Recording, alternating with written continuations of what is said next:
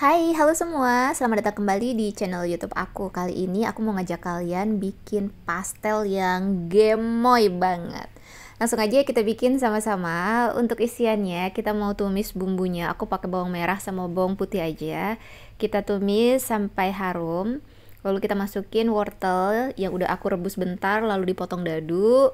Kentangnya juga sama, udah aku rebus bentar, lalu dipotong dadu. Kita tambahin air dikit. Lalu dimasukin bihun yang udah direndam sama air panas, lalu kita potong-potong, terus kita bumbuin pakai garam, merica, dan juga penyedap. Kalau udah mati kompornya, kita masukin seledrinya. Aduk-aduk sampai semuanya tercampur rata. Ini hasilnya, kita sisihin bentar dan kita bikin untuk kulitnya. Aku pakai tepung terigu, pakai yang protein rendah. Kalau nggak ada bisa diganti pakai yang protein sedang.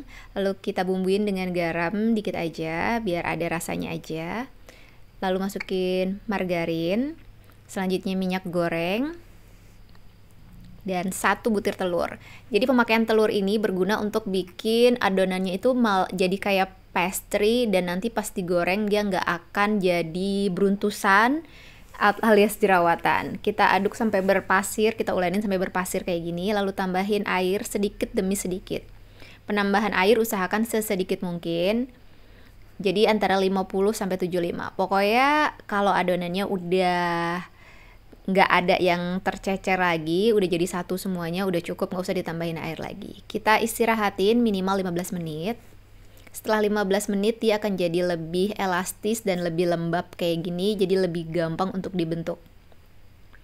Kita ambil secukupnya, taburin meja kerja kita pakai tepung, lalu kita gilas sesuai ketebalan yang kita mau. Aku saranin untuk bikin pastel yang isiannya bisa padat, bisa banyak, pastelnya bisa gendut, itu pakai cetakan pastel kayak gini. Ini cetakannya murah banget, cuman 4 ribuan. Kita isi pakai isiannya, lalu kita kasih opsional pakai telur yang udah aku rebus. Ini isi sampai kedua sisinya penuh, lalu kita rekatkan kayak gini. Sisa adonan kulitnya kita buang. Ini hasilnya pastelnya jadi gendut, gemoy gitu. Nih hasilnya, ini sebenarnya bisa langsung digoreng, tapi aku mau bikin dan memastikan si pastelnya ini benar-benar rapat. Jadi kita tekan-tekan lagi seperti ini, kita tekan sampai benar-benar rapat. Jadi nanti kita pastikan 100% pastelnya nggak akan ada yang kebuka. Jadi kita mau kunci manual. Caranya ditekan pakai ibu jari dan jari, lalu dipeluntir, ditekan lagi, dijepit pakai ibu jari sama jari kayak gini. Gampang banget sebenarnya, tapi banyak yang bilang susah. Kalau kalian ikutin cara yang aku tunjukin di video pasti bisa deh. Ini yang aku pelintir udah dikunci. Sekarang kita mau goreng. Goreng pakai minyak yang udah panas. Pas ngegorengnya pakai api sedang cenderung kecil. Ini kita goreng sampai setengah matang. Lalu didinginin. Kalau udah dingin kita goreng lagi. Tujuannya untuk penggorengan 2 kali itu bikin si pastelnya ini nantinya warnanya tetap cantik, dan tapi hasilnya itu bakalan bisa garing. Kalau 1 kali goreng nanti pastel. Oh iya, aku mau kasih tahu, aku beli sendok serok silikon itu dan minyaknya jadi berbusa kayak gini loh. Jadi aku ganti pakai sendok kayu lagi. Nah, ini hasilnya penggorengan 2 kali.